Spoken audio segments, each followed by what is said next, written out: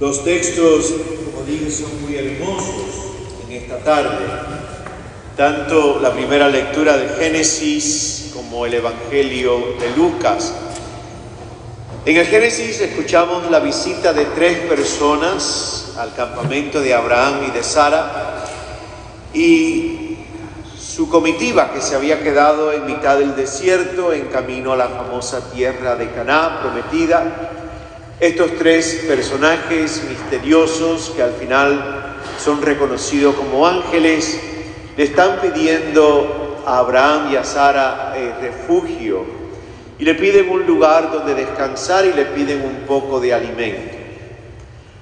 La historia hoy del Evangelio es la historia también de una visita, un descanso que le hace Jesús a lo que hoy consideramos posiblemente la familia más cercana a Jesús, que era la familia de Marta, María y Lázaro, del pueblito de Betania, que en la época de Jesús quedaba a las afueras, lejos de Jerusalén, hoy es parte de la Gran Jerusalén.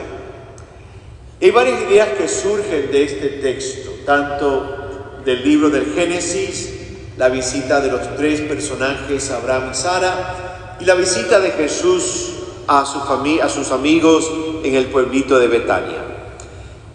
Dice el padre José Luis Sicre que la hospitalidad extraordinaria de Abraham y Sara, y es una hospitalidad extraordinaria porque si se dan cuenta en el texto, caminaron muchas millas extras en cuanto al cuidado que le dieron a estos 3 forasteros. Dice el texto que sacrificaron un ternero, que hicieron una hogaza de flor de harina, la mejor harina, de que ofrecieron cuajada, ofrecieron queso y ofrecieron leche. Es un banquete dentro del contexto del desierto.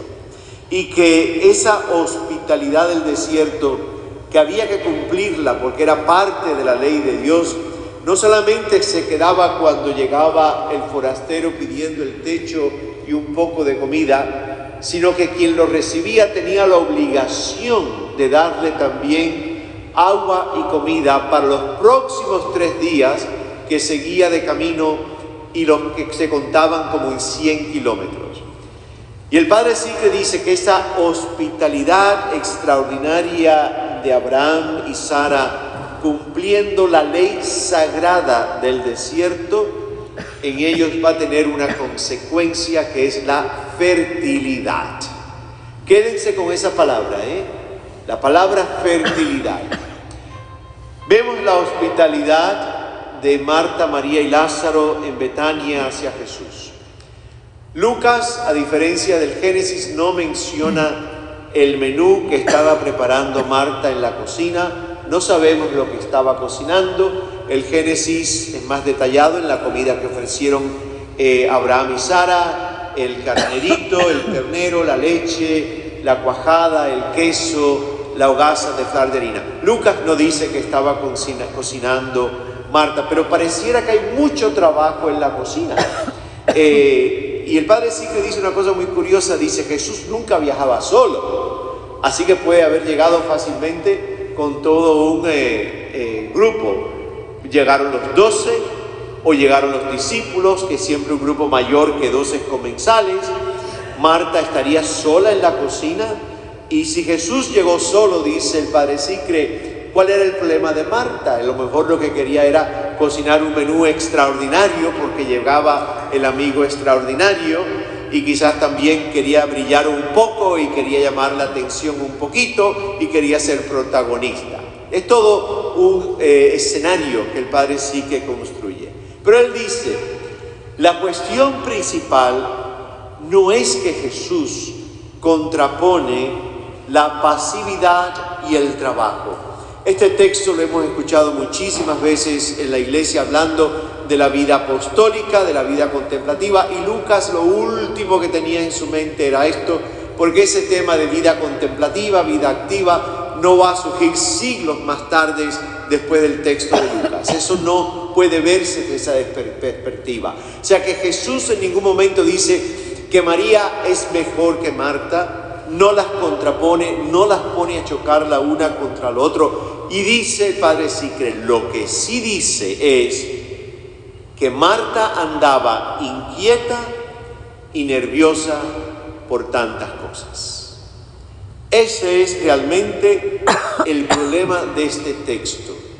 No que una es mejor que la otra, no que una es superior a la otra, sino que una, Marta, andaba inquieta y nerviosa con tantas cosas. Y dice el Padre Sicre, esa inquietud, esa ansiedad, le impide a Marta lo más importante, que no era la cocina o deja de ser la cocina, sino su problema no era el estar trabajando, su problema era la inquietud y la ansiedad con que estaba trabajando. Él dice, eso le impide a Marta pasarse un rato a los pies, tranquilo y tranquila con Jesús y escuchar a Jesús. No es el trabajo lo que se lo impide. Lo que se lo impide es la ansiedad y la inquietud con lo que estaba haciendo el trabajo. Yo me hice la pregunta y espero que te la puedas hacer tú también hoy. ¿Cuántas veces nuestras inquietudes nos paralizan? ¿Cuántas veces nuestras inquietudes nos impiden sentarnos a los pies de Jesús un rato y escuchar lo que Jesús nos tiene que decir?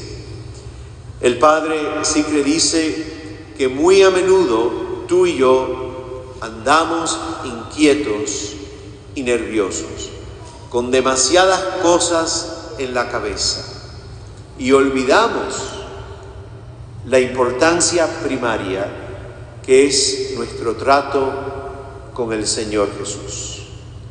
Andamos con tantas cosas, inquietudes y preocupaciones en la cabeza, con tantos nervios, que olvidamos la importancia fundamental que es nuestro trato con Jesús de Nazaret. Y nos recuerda también que este texto que escuchamos hoy sigue inmediatamente a la parábola del buen samaritano del domingo pasado, que Jesús terminaba la parábola diciéndole al escriba que ve tú y haz lo mismo que hizo el samaritano. Y el problema, gente, es que cuando tú y yo nos dedicamos a cuidar a los golpeados y apaleados de esta vida que nos encontramos en el camino, eso agota y eso cansa.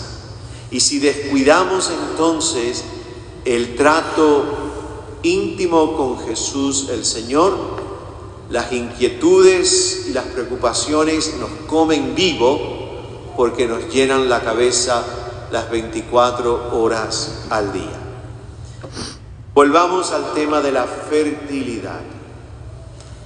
Abrirse a la vida, que significa dar tiempo, dar recursos, dar el corazón, de abrirse a la vida, que es abrirse al vulnerable, al que está lleno de dolor, al que está lleno de angustia, abrirse de esa forma a los demás, sobre todo los más sufrientes, es dar vida, pero también es recibir muchísimo más vida a cambio también. Y nos hace fértiles en la medida en que involucramos nuestra existencia, como el samaritano del fin de semana pasada, en aquel que se encontró, que como yo dije, no solamente daba tiempo y daba recursos, sino que él mismo, su persona, se involucra por completo en la vida de aquella persona que había sido dejada como muerta en el camino.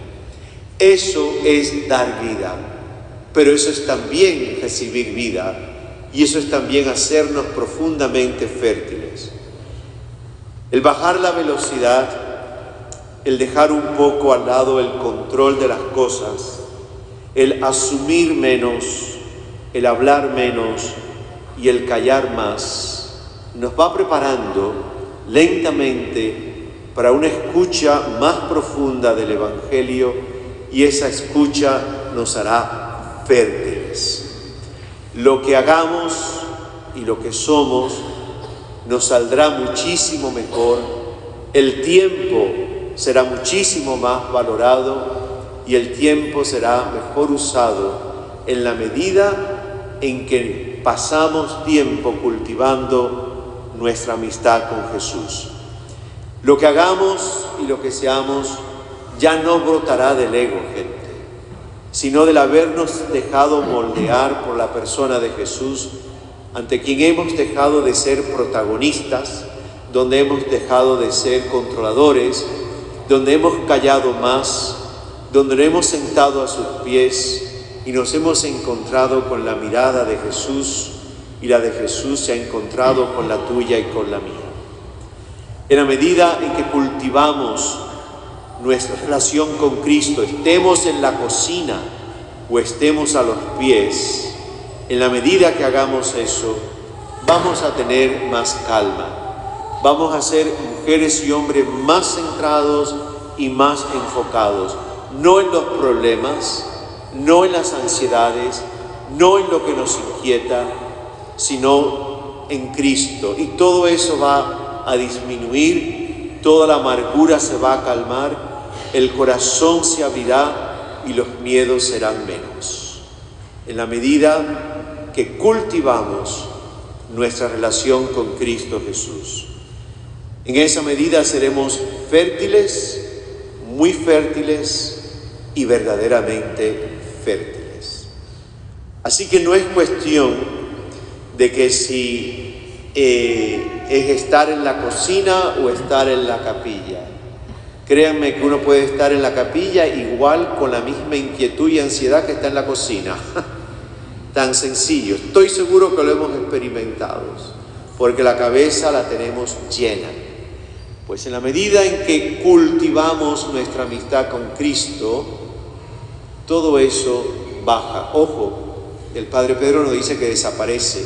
Si desaparece, me avisas y me das la fórmula, No desaparece, simplemente baja, se calma, porque el enfoque ya es en Cristo Jesús, a quien en el silencio escuchamos su palabra.